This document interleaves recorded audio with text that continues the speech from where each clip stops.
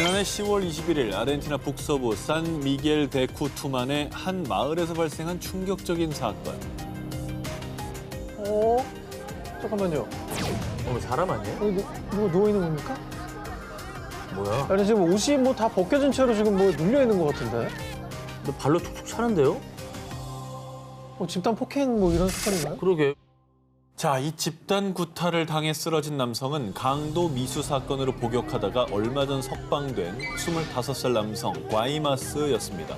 그를 폭행한 사람들은 같은 마을의 평범한 주민들이었고요. 근데 뭐 형량이 좀 약하다고 생각했나요? 왜 그렇다고 해도 저러면 안 되겠습니다만. 뭔가 원한을 샀었나? 그러게. 이 주민들이 과이마스를 집단 폭행한 이유는 나흘 전에 발생한 사건 때문이었습니다. 지난해 10월 17일 이 마을에서 9살 소녀 아비가일이 사망한 채 발견됐는데요.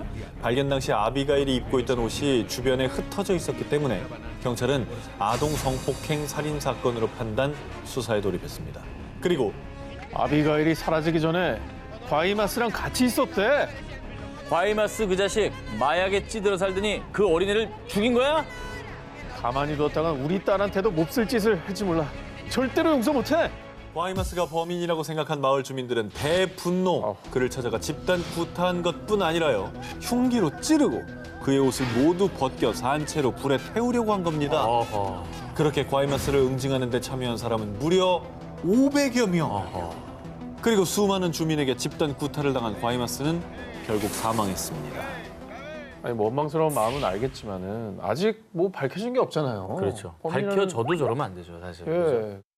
법의 심판을 받게 만들어야지. 격분해서 그야말로 감정적으로 마을 사람들이 몰려가가지고 죽였다는 거는 대단히 잘못된 일인 것 같습니다. 또 다른 가해자가 되는 거고요, 그죠? 예. 경찰 조사 결과 과이마스가 소녀를 살해한 범인으로 밝혀졌지만요. 정말? 하지만 법의 심판을 받지 못하고 사망한 과이마스는 본인이 얼마나 큰 죄를 지었는지 또 피해자는 얼마나 고통스러웠을지 깨닫지 못했고요. 피해자와 유족들은 그에게 사과받을 기회조차 박탈당하고 말았습니다. 범인의 목숨을 앗는 게 최고의 복수가 아닙니다. 잔혹한 범죄자를 살해한 마을 주민들. 과연 범인이 죽었다고 해서 피해자가 만족할까요? 법보다 주먹이 더 가깝다 싶고 17일을 공개합니다. 2018년 4월 미국 미주리주. 강도가 우리 부모님을 총으로 쐈어요. 얼른 와주세요. 다급하게 경찰에 신고한 15세의 소녀 데저나 홈스. 신고를 받고 곧바로 출동한 경찰은 총에 살해된 데저나 부모님의 시신을 확인. 사람들은 한순간에 부모님을 잃은 데저나를 안타까워했었는데요. 그런데 대선아, 지금 이 시간부터 넌 살인 용의자야. 어머, 충격적이게도 데저나의 부모님을 살해한 건 딸 데저나였습니다. 야, 이건 또 무슨 일이야, 이건. 아니 자기가 아이고. 죽이고 자기가 신고한 거예요? 그렇죠. 아니, 어떤 일을 겪던 아이길래 부모님을 살해할 생각을 해요. 네. 그렇게. 데저나는 처음엔 강도의 침입을 받았다라고 했지만 사실은 부모님이 다투다가 아빠가 엄마를 쐈어요. 나를 보호하려면 아빠를 쏠 수밖에 없었다고요. 라며 추가 경찰 조사 과정에서 증언을 번복, 그리고 데저나의 증언과 행동을 수상하게 여긴 경찰은 조사에 나섰는데요. 그런데 충격적이게도 데저나가 아이들이 부모를 죽이는 공포 영화를 검색한 흔적을 발견. 즉 공포 영화를 보며 치밀하게 살인을 계획하고 부모님을 살해하는 이 폐륜을 저지른 겁니다. 와. 자, 뿐만 아니라 총을 들고 아버지를 죽이겠다고 말하며 춤추는 영상까지 발견됐는데요. 계획 범죄네요. 예, 우발적이지 않았습니다. 근데 어떻게 와, 부모님을 영화까지 봐가면서 저렇게 계획을 세워 죽일 수가 있죠? 이걸 어떻게 이해를 해야 돼, 이런 상황들을. 참. 근데 왜 그런 거예요, 왜? 자, 데저나가 이런 끔찍한 폐륜을 저지른 이유. 또 대전아한테 손찌검한 거예요? 그만 좀 하세요. 자꾸 이러시면 대전아, 우리가 데려갑니다. 내가 내 딸 때린 건데 네가 왜 참견이야? 데저나의 삼촌에 따르면 데저나는 어릴 때부터 아버지에게 학대를 당해온 피해자였습니다. 삼촌 부부가 대전을 위해 나서도 보고 경찰에 여러 번 신고까지 했지만 법의 도움을 받지 못했고요. 네가 감히 아빠를 경찰에 신고해? 그녀에게 돌아오는 건 더 심한 학대였습니다. 이에 절망한 대전하는 결국 아버지와 어머니까지 끔찍하게 살해. 하지만 학대가 살인의 이유로 정당화될 수는 없는 법. 대전하는 결국 죄의 대가를 치르게 됐습니다. 아, 죄의 대가는 치러야겠지만 저 아이도 참 너무 불쌍하네요. 불쌍하지. 네, 너무 비극이다 정말. 아니 우리나라도 아동학대가 진짜 큰 사회적 이슈로 부상을 하고 있는데 안타까운 일이고 심정적으로는 이해가 가요. 심정적으로는. 그렇죠. 근데 살인으로 복수하는 거는 자기 인생을 망친 거예요. 그렇죠. 근데 이것도 정말 다시 말하면 저 사건이 신고가 됐는데도 똑바로 해결하지 않은 저 사회 시스템의 문제인 거지. 저 경찰들이 결국은 저 불쌍한 애를 살인범으로 만든 거예요. 진작에 나서 줬어야 되는데. 그럼. 예. 법보다 주먹이 더 가깝다 싶고 16일 공개합니다. 지난해 7월 미국 펜실베니아주에 사는 16살 마디 히메에게 익명의 번호로 전송된 한 동영상. 해당 영상에는 히메와 친구들이 알몸의 상태로 술과 담배를 즐기는 모습이 담겨 있었습니다. 어머, 그게 몰래 촬영을 한 건가요? 그런데 말입니다. 히메와 친구들은 영상 속에 찍힌 문란한 행동을 한 적이 없었는데요. 뭐야? 조사를 해보니 해당 영상은 음란물에 치어리딩 팀 소속이었던 히메와 학생 2명의 얼굴을 합성한 딥페이크 영상이었습니다.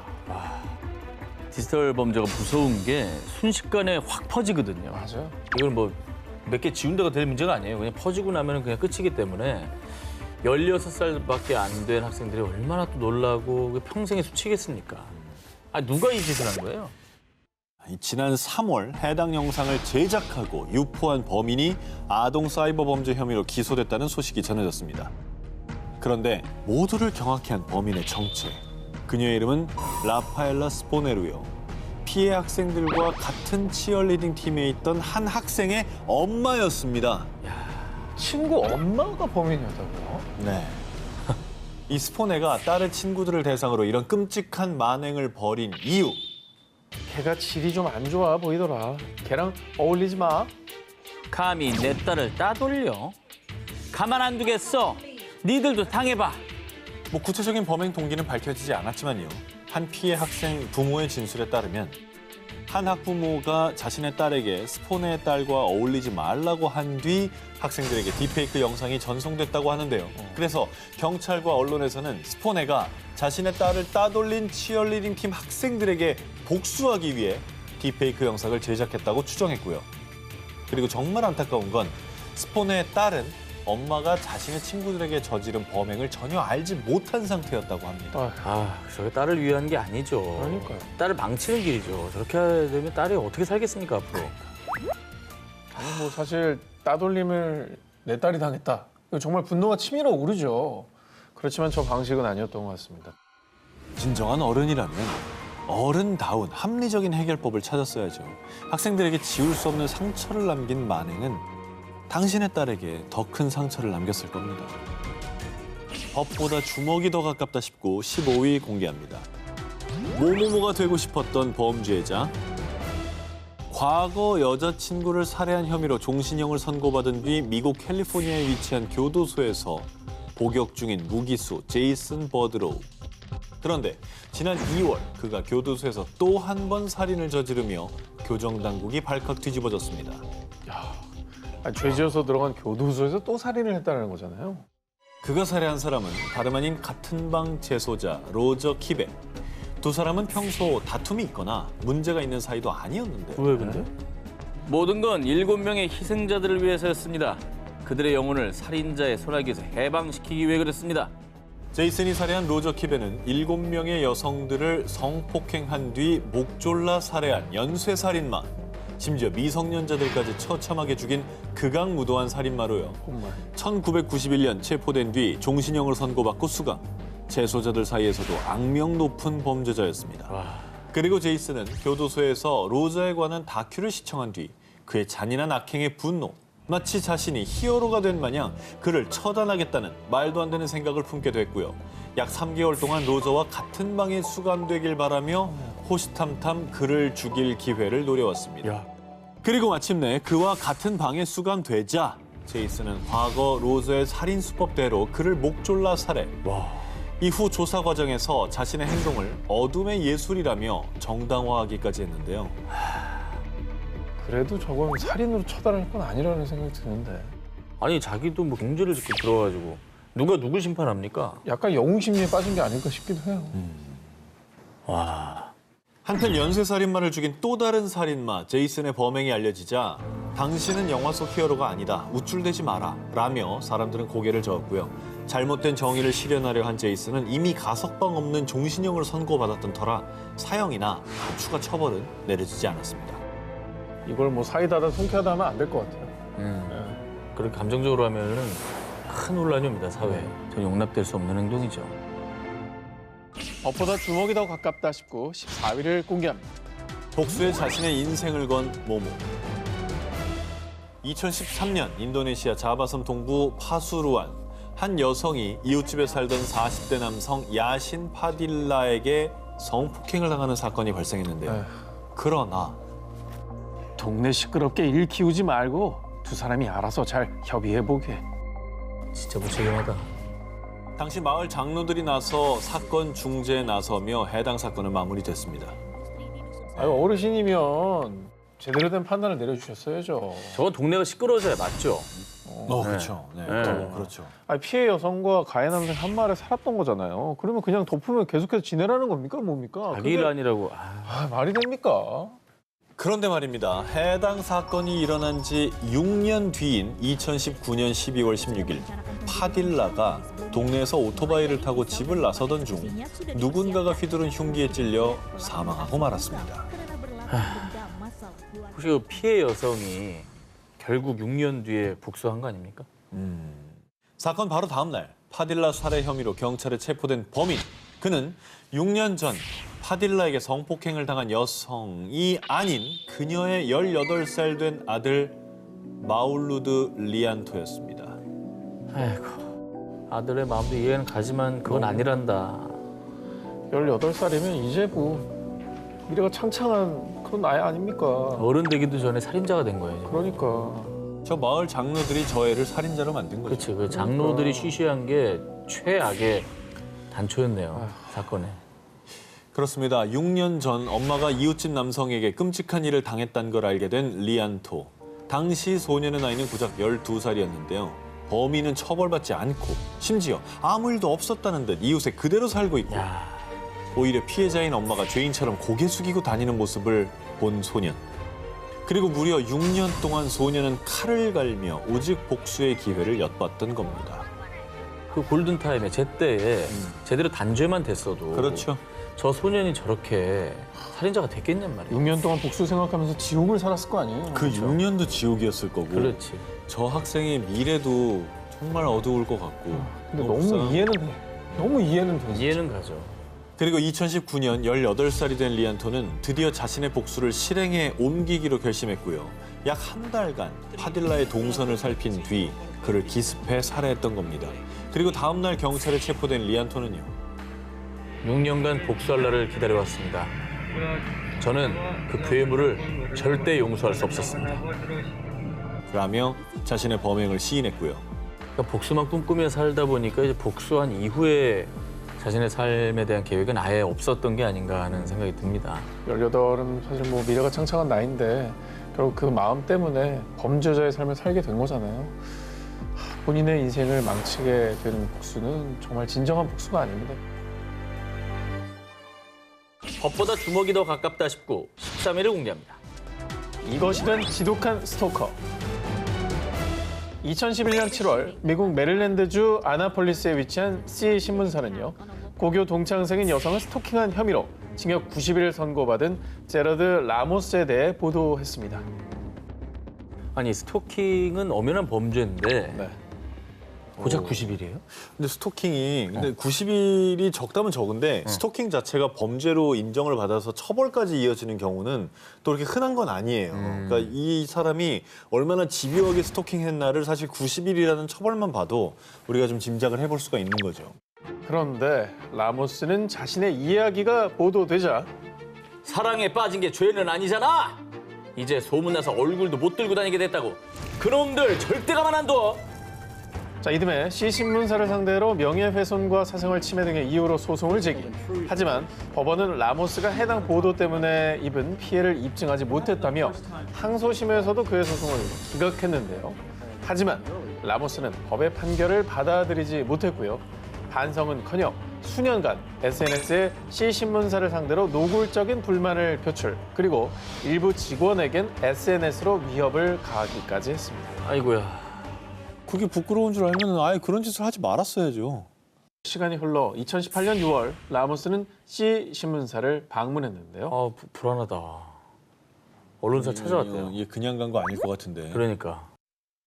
그런데 C 신문사를 찾은 라모스의 손엔 도저히 용납할 수 없는 것이 들려 있었으니 그것은 바로 샷건. 아, 총! 그는 C 신문사를 상대로 제기한 소송이 기각되자 이에 앙심을 품고 샷건을 들고 신문사로 침입. 죄 없는 직원들을 향해 무차별 총격을 가했습니다. 자, 총격 사건 발생 1분 만에 경찰이 현장에 출동. 테러범 라모스를 체포했지만요. 이 사건으로 인해 직원 5명이 숨을 거두고 말았는데요. 문제냐. 당시 현장에 있던 직원은 라모스가 일으킨 끔찍한 테러에 대해 책상 밑에 숨어 범인이 사람들을 쏴 죽이고 총을 장전하는 걸 듣는 것만큼 무서운 건 없을 겁니다. 범죄를 저지르고도 반성 없이 죄 없는 사람들까지 죽인 어리석은 한 남자의 광기. 이제 그를 기다리고 있는 건 테러범을 향한 단죄뿐입니다. 법보다 주목이 더 가깝다. 19, 11위를 공개합니다. 자, 이번 특종은요, 사진 먼저 공개합니다. 아, 이분은 얼굴 보니까 저는 알겠네요. 기억이 나네요. 뉴스에 얼마 전 났죠. 네네네. 네. 자, 얼굴에 큰 멍이 든 이 여성은 미국 샌프란시스코에 거주하는 중국계 미국인 70대 여성 시에 샤오전인데요. 지난 3월 17일 오전 시에 샤오전 할머니는 자택 인근에서 산책을 즐기고 있었습니다. 그런데 어이, 거기 중국인? 한 남성의 목소리가 들려 고개를 돌린 그 순간 할머니의 얼굴을 향해 갑자기 주먹이 날아왔습니다. 그렇게 무차별적으로 폭행을 당해 쓰러진 시의 할머니는 눈가에 피멍이 드는 상처를 입고 말았던 것이죠. 아휴, 정말. 저 나이 든 분들은 이게 맞은 것도 문제인데 저렇게 해서 넘어지다가 저 고관절 같은 데 부러지잖아요. 그거 굉장히 회복이 어렵습니다. 얼마나 놀라고 아프셨을지 가늠이 채되지 않는데요. 대체 왜 그런 짓을 저지른 겁니까? 예? 정신을 차린 할머니가 고개를 들었을 땐 한 백인 남성이 서 있었습니다. 자, 그런데 말입니다. 할머니는 곧바로 경찰에 신고를 한 게 아니라요. 주변에 있던 나무 막대기를 들어 자신을 폭행한 남성을 향해 곧바로 반격에 나섰습니다. 그리고 할머니가 휘두른 막대기에 흠씬 두들겨 맞은 남성은 결국 구급차에 실려갔습니다. Băng nó thui con trâu luôn, trâu chết, thui băng rồi lại đó. Ngon đây à, con trâu thui băng nó thui con trâu luôn, trâu chết. 길 가던 저 할머니를 무차별 폭행한 건 살인 미수예요. 진짜 살인 미수. 진짜 살인 미수예요. 살인 미수. 정당방위예요, 저건 진짜.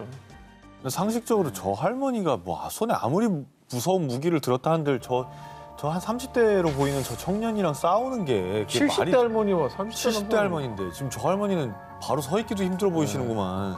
근데 이게 만약에 우리나라면은 저거 무조건 쌍방폭행으로 또 들어가요. 또 고소하지. 네. 맞은 사람이 또 고소를 하니까. 근데 미국은 뭐 어떤지 잘 모르겠는데 근데 다 같이 한번 내일이라고 한번 생각해 보세요. 이게 쉽지 않거든요. 쉽지 않지. 그치. 자, 그런데 말입니다. 할머니를 폭행한 범인 젠킨스는요, 사실 할머니를 만나기 직전 이미 83세 베트남계 남성을 폭행하고 달아나던 중이었습니다. 이에 일각에서는 중국계 미국인인 시의 할머니가 폭행당한 것 역시 아시아인을 증오하는 인종차별 범죄라며 비판의 목소리를 높였습니다. 뭐 최근 코로나19 팬데믹 상황 속에서 아시아계인들을 향한 증오 폭력 범죄가 이어지고 있거든요. 아마 저 할머니가 반격 못할 줄 알고 폭행했을 거예요. 저 사람은 그전에도 반격할 줄 알면 고령자만 공격하지 않죠? 네, 그전에도 80대 할아버지를 공격했다니까 저 사람은 좀 치사한 생각을 가지고 있는 사람인 거고 상대적으로 자기한테 공격을 못할 거라고 생각한 뭐 노인 대상으로 하는 거니까 되게 비겁한 짓인 거죠. 그렇죠. 이런 인종차별 폭행, 묻지마 폭행은 법적으로도 반드시 처벌을 받아야 합니다.